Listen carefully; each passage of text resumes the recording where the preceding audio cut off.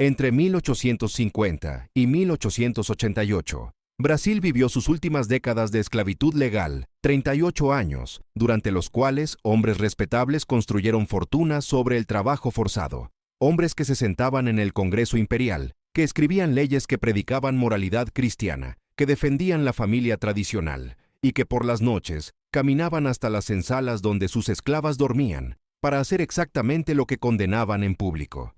Esta es la historia de uno de esos hombres, un diputado que marcó a fuego a 5 mujeres que él mismo había embarazado, y de cómo 136 años después, sus descendientes descubrieron la verdad que su familia había escondido durante generaciones. Joaquim Ferreira da Costa tenía 42 años cuando fue elegido diputado provincial de Minas Gerais. En 1868, era propietario de la Fazenda Santa Rita, 2.000 hectáreas de café en la región de Zona da Mata. 180 esclavos trabajaban en sus tierras. Joaquim era conocido en la región como un hombre de principios firmes, católico devoto. Asistía a misa todos los domingos, donaba generosamente a la iglesia. En sus discursos, en la Asamblea Provincial, defendía la moralidad pública, condenaba la prostitución, exigía leyes más duras contra el adulterio, decía que la familia brasileña estaba en peligro, que los valores cristianos debían ser protegidos, que la pureza de las costumbres era fundamental para la civilización. Pero Joaquim tenía un secreto que todos en su fazenda conocían, pero que nadie se atrevía a mencionar en voz alta. Benedita llegó a la Fazenda Santa Rita en 1862. Tenía 14 años. Había sido comprada en un mercado de esclavos en Juiz de Fora. Su trabajo oficial era en la casa grande. Limpiaba los cuartos, lavaba la ropa, servía las comidas. La esposa de Joaquim, Dona Mariana, vivía en Río de Janeiro con sus 3 hijos, legítimos. Solo visitaba la fazenda 2 veces al año. Joaquim vivía solo en la casa grande con los esclavos domésticos. Benedita trabajaba todos los días. Veía a Joaquim en el comedor, en los pasillos, en la sala. Él la miraba de una forma que ella reconocía. Había visto esa mirada antes en otros fazendeiros. Sabía exactamente qué significaba. Una noche de julio de 1863. Joaquim la llamó a su habitación. Benedita tenía 15 años. No hubo violencia física, no hubo gritos, pero tampoco hubo elección real. Joaquim era su dueño. Benedita era su propiedad legal. Cuando él ordenó, ella obedeció, porque negarse significaba el látigo, significaba ser vendida a un facendeiro, peor significaba castigos que podían matarla. En marzo de 1864, Benedita descubrió que estaba embarazada. Le dijo a las otras esclavas. Ellas no mostraron sorpresa. Todas sabían qué pasaba en la casa grande. Todas habían visto a otras muchachas embarazadas por el patrón. Benedita trabajó hasta el 8º mes en noviembre de 1864. Dio a luz en la senzala. Era un niño, lo llamó João. El bebé tenía la piel más clara que Benedita. No tan oscura como los otros niños esclavos, tenía los ojos de Joaquim. La forma de su nariz, cualquiera que los viera juntos podría notarlo. Joaquim nunca fue a ver a Juan, nunca lo reconoció como su hijo en los registros de la fazenda. Juan aparecía simplemente como esclavo, hijo de Benedita, sin padre, registrado. Pero todos lo sabían. Los otros esclavos, lo sabían los capataces, lo sabían los vecinos fazendeiros, lo sabían, simplemente no se hablaba de ello. Era normal, era lo que los señores hacían con sus esclavas. Joaquim no paró con Benedita en 1865. Llamó a Teresa, una esclava de 16 años, que trabajaba en la cocina. La embarazó en 1866. Nació una niña de piel clara que Teresa llamó María. En 1867. Fue el turno de Josefa, 17 años embarazada. En 1868. Nació otro niño de piel clara llamado Antonio. En 1869. Joaquim embarazó a Rita, 15 años. En 1870. Nació una niña llamada Rosa. En 1871, embarazó a Luisa, 18 años. En 1872, nació un niño llamado Pedro, 5 mujeres, 5 niños, todos con la piel más clara, todos con los rasgos de Joaquim, todos registrados simplemente como esclavos, sin padre conocido, para 1872. Había un problema visible. Esos 5 niños eran la evidencia viviente de que el diputado moralista que predicaba pureza cristiana en la Asamblea Provincial estaba embarazando a sus propias esclavas. Eran la prueba de que el hombre que condenaba el adulterio y defendía la familia tradicional mantenía un harén de concubinas forzadas en su fazenda. Los vecinos comenzaron a murmurar en las reuniones sociales en Juiz de Fora. Las esposas de otros fazendeiros comentaban sobre los niños mulatos de la fazenda Santa Rita, algunos con malicia, otros con lástima. Todos sabían de quién eran esos niños. Dona Mariana, la esposa legítima de Joaquim, escuchó los rumores en Río de Janeiro, en una visita a la fazenda en diciembre de 1872. Vio a los 5 niños, vio sus rostros, vio los rasgos de su marido, en esas caras de piel clara. Confrontó a Joaquim en privado. Él no lo negó. Le dijo que eran solo esclavas, que no significaban nada, que ella era su esposa legítima, que sus hijos legítimos heredarían todo, que esos otros niños eran solo propiedad, como los caballos, como el ganado. Dona Mariana exigió una solución, exigió que esos niños desaparecieran de su vista, que no quería volver a verlos, que eran una vergüenza para la familia Ferreira da Costa. Joaquim decidió resolver el problema de la única manera que conocía. Si esos niños eran una vergüenza, si eran evidencia de algo que debía permanecer oculto, entonces necesitaban ser marcados de una forma que dejara claro que no eran sus hijos, que eran solo esclavos que no tenían ninguna conexión con la familia Ferreira da Costa. En enero de 1873, Joaquim ordenó al capataz que preparara el hierro de marcar el hierro que usaban para marcar el ganado con las iniciales de la fazenda F.C. Ferreira Costa. El capataz entendió inmediatamente qué iba a pasar. Había marcado a esclavos fugitivos antes, pero nunca a niños tan pequeños. João tenía 8 años, María, 6, Antonio, 5, Rosa, 3, Pedro, apenas 1 año. Un martes por la mañana, el capataz encendió el fuego en la fragua, calentó el hierro, hasta que brillaba rojo anaranjado. Llamó a Benedita, le ordenó que trajera a Juan. Benedita supo inmediatamente qué iba a pasar. Había visto a esclavos fugitivos siendo marcados, había escuchado los gritos, había olido la carne quemada. Le rogó al capataz que no lo hiciera. Le dijo que Juan era solo un niño. El capataz le dijo que eran órdenes del patrón, que si ella resistía, sería azotada. Benedita trajo a Juan el niño. No entendía qué pasaba. Miraba el fuego, miraba el hierro brillante. 2 hombres sujetaron a Juan, lo sostuvieron inmóvil. El capataz tomó el hierro del fuego, se acercó, presionó el metal ardiente contra el hombro derecho del niño. El sonido fue horrible, el siseo de la carne, quemándose el grito de Juan que resonó por toda la fazenda, el olor a carne quemada que se esparció por el aire. Benedita cayó de rodillas llorando. Juan gritaba, «¡Mamá, mamá!». El hierro dejó una marca permanente. F.C. Ferreira Costa grabado, en la piel de un niño de 8 años. Después, fue el turno de María Teresa. Intentó huir con su hija. Corrió hacia los cafetales. Los capataces la persiguieron, la alcanzaron en minutos, la arrastraron de vuelta. Teresa recibió 20 latigazos por intentar escapar. Después tuvo que ver cómo marcaban a su hija de 6 años. María gritó, igual que Juan, el mismo sonido horrible, el mismo olor a carne quemada, la misma marca FC, grabada en su hombro derecho, Antonio Rosa Pedro. Todos fueron marcados uno por uno. Todos. Gritaron todos, sangraron todos. Quedaron con la marca permanente del hombre que los había engendrado, pero que se negaba a reconocerlos. Joaquim observó desde la ventana de la casa grande, vio todo, no mostró emoción, no mostró remordimiento cuando terminó. Volvió a su escritorio a redactar un discurso para la Asamblea Provincial sobre la importancia de proteger la moralidad pública. Esa misma noche escribió en su diario personal una sola línea. Hoy marqué a 5 piezas de mi propiedad para evitar confusiones futuras. No mencionó que eran sus hijos, no mencionó sus nombres, no mencionó los gritos, solo piezas de propiedad como ganado, como caballos. Las 5 madres, Benedita Teresa, Josefa Rita y Luisa, nunca se recuperaron del trauma de ver a sus hijos siendo marcados como animales. Algunas noches se reunían en la senzala y lloraban juntas, compartían su dolor, compartían su odio hacia el hombre que las había violado, que había embarazado a cada una, que después había marcado a sus propios hijos, para borrar cualquier conexión con él, pero no podían hacer nada. Eran esclavas, no tenían derechos, no tenían voz, no tenían forma de denunciarlo. El sistema entero estaba diseñado para proteger a hombres como Joaquim. Joaquim continuó su carrera política, fue reelegido diputado provincial en 1872 y 1876. Sus discursos sobre moralidad se hicieron más apasionados, más vehementes. En 1880, presentó un proyecto de ley para prohibir el concubinato público, para castigar a hombres que mantuvieran amantes, para proteger la institución sagrada del matrimonio. El proyecto fue aprobado. Joaquim fue elogiado por los periódicos conservadores como un defensor de los valores cristianos, como un hombre de principios inquebrantables.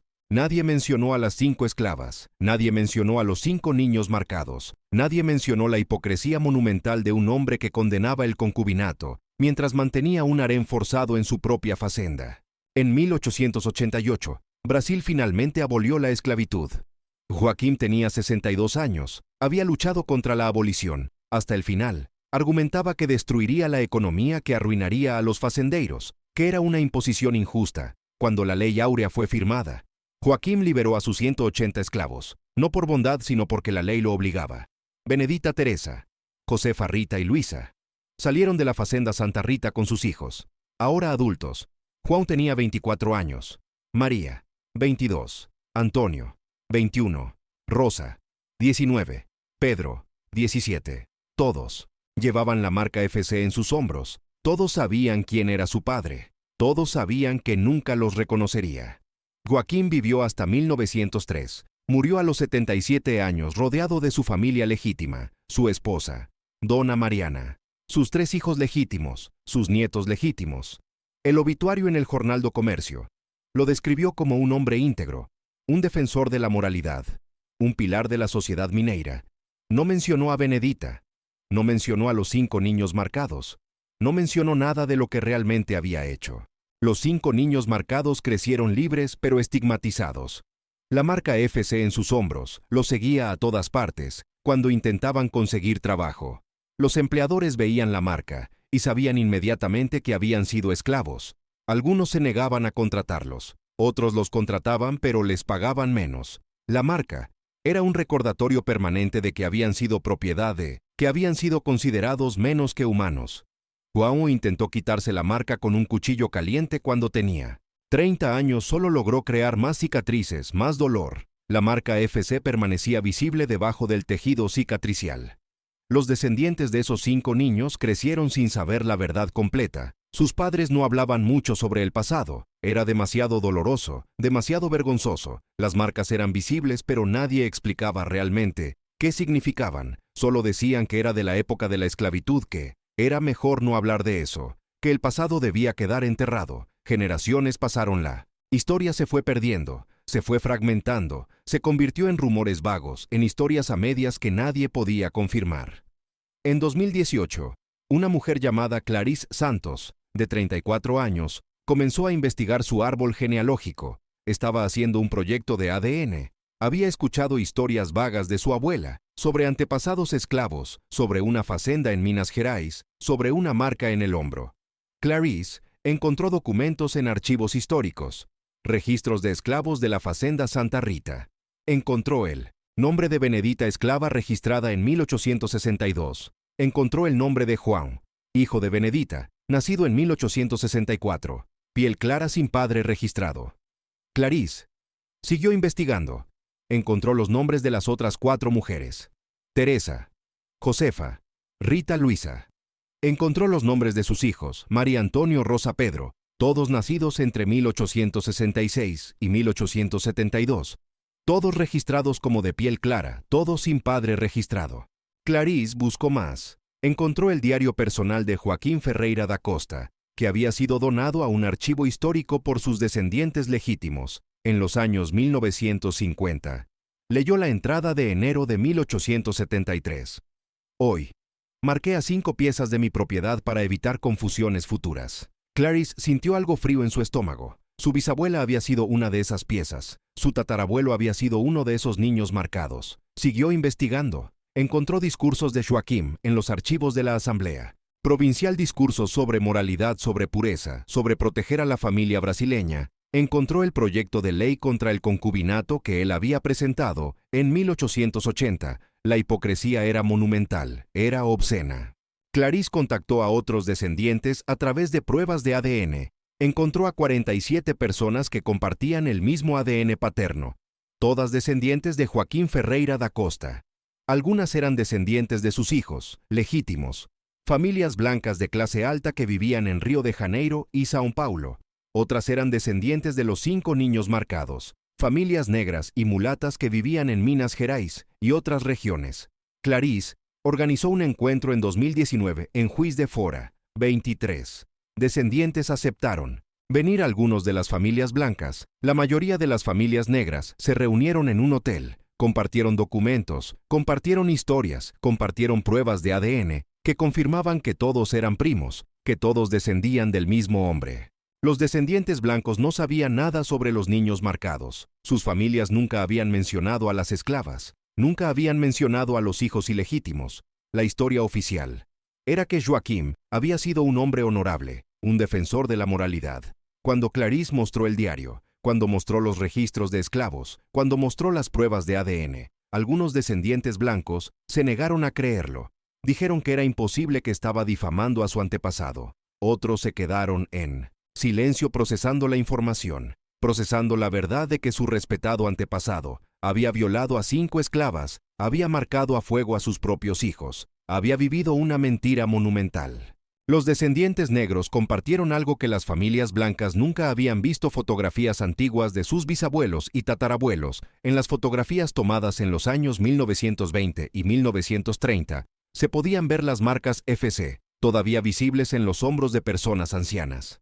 Juan había vivido hasta 1945. En fotografías de sus últimos años, la marca FC era claramente visible en su hombro derecho, incluso a los 80 años. La marca que le habían hecho cuando tenía 8 años permanecía. Rosa había vivido hasta 1950. También tenía fotografías con la marca visible. Eran la evidencia física de lo que Joaquim había hecho, evidencia que ningún descendiente blanco podía negar. Clarice decidió que la historia no podía quedar enterrada. Creó un sitio web, documentó todo, publicó los registros de esclavos, el diario de Joaquim, las fotografías de las marcas, los resultados de ADN, los discursos hipócritas sobre moralidad. La historia se volvió viral en Brasil. Periódicos la cubrieron, programas de televisión. Invitaron a Clarice y a otros descendientes. Historiadores comenzaron a investigar más a fondo. Descubrieron que Joaquim no era único, que miles de fazendeiros habían hecho exactamente lo mismo. Habían violado a sus esclavas, habían embarazado a decenas de mujeres, habían marcado a sus propios hijos para borrar cualquier conexión legal. En 2021, los descendientes negros presentaron una demanda simbólica contra el Estado brasileño. No pedían dinero, pedían reconocimiento. Pedían que el gobierno admitiera que la esclavitud no fue solo trabajo forzado, fue también violencia sexual, sistemática. Fue también la negación de paternidad. Fue también la marca física de niños como ganado. Pedían que se enseñara esta historia en las escuelas, que no se romantizara el periodo imperial, que se dijera la verdad sobre hombres como Joaquim Ferreira da Costa. El caso todavía está en los tribunales, pero algo ya cambió en 2023. La ciudad de Juiz de Fora retiró el nombre de Joaquim Ferreira da Costa de una calle que había sido nombrada en su honor. La Plaza Ferreira da Costa fue renombrada Plaza Benedita, en honor a la primera de las 5 mujeres que él violó. La estatua de Joaquim, que estaba enfrente de la antigua Asamblea Provincial, fue removida en su lugar. Se instaló un monumento simple, 5 nombres grabados en piedra: Benedita, Teresa, Josefa, Rita Luisa, y debajo sus hijos, Juan María, Antonio Rosa Pedro, y debajo de esos nombres una sola línea, marcados pero nunca borrados. Clarice habla regularmente en escuelas, en universidades, cuenta la historia de su tatarabuelo. Juan cuenta cómo fue marcado a los 8 años, cuenta cómo vivió 81 años con esa marca, cuenta cómo nunca fue reconocido por su padre, cuenta cómo el hombre que lo marcó fue celebrado como un defensor de la moralidad, y siempre termina sus charlas con la misma pregunta: ¿cuántos otros Joaquim Ferreira da Costa hay en nuestros árboles genealógicos? ¿Cuántos otros hombres respetables violaron a mujeres que no podían decir que no? ¿Cuántos otros marcaron a sus propios hijos para borrar la evidencia de su hipocresía? ¿Y cuánto tiempo más vamos a fingir que no pasó? La respuesta está en los archivos, en los registros de esclavos, en los diarios personales, en las fotografías antiguas, donde se pueden ver las marcas, en los resultados de ADN, que conectan a familias que nunca supieron que estaban conectadas. La verdad siempre estuvo ahí.